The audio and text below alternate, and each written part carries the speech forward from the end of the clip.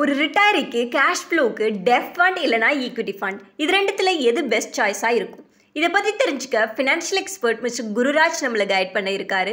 குருராஜ், நீங்கள் take over பண்ணலாம்.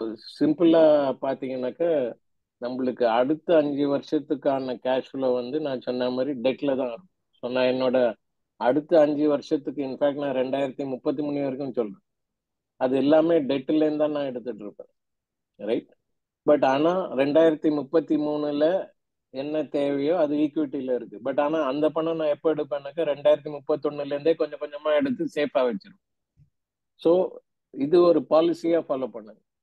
அடுத்த 5 வருஷத்துக்கு என்ன கேஷ் ஃப்ளோ தேவையோ அது டெட்டில் தான் இருக்கணும், டெட்டிலேருந்து தான் எடுக்கணும். உங்களுக்கு இந்த டாபிக்லயோ ஆர் வேற ஏதாவது இன்வெஸ்ட்மெண்ட் ரிலேட்டட் டாபிக்ஸ்லயோ டவுட்ஸ் இருந்தா எங்க ஃபினான்ஷியல் எக்ஸ்பர்ட்ஸ் கூட டைரக்ட் அப்பாயின்மெண்ட் புக் பண்ணிக்கலாம். அப்பாயின்மெண்ட்கான லிங்க் டெஸ்கிரிப்ஷன்ல இருக்கு, செக் பண்ணிக்கோங்க. ஆல்சோ ஃபைனான்ஸ் அண்ட் இன்வெஸ்ட்மெண்ட் பத்தி இன்னும் நல்லா தெரிஞ்சுக்கணும்னா எங்க லைவ் வெபினார் ஜாயின் பண்ணிக்கோங்க.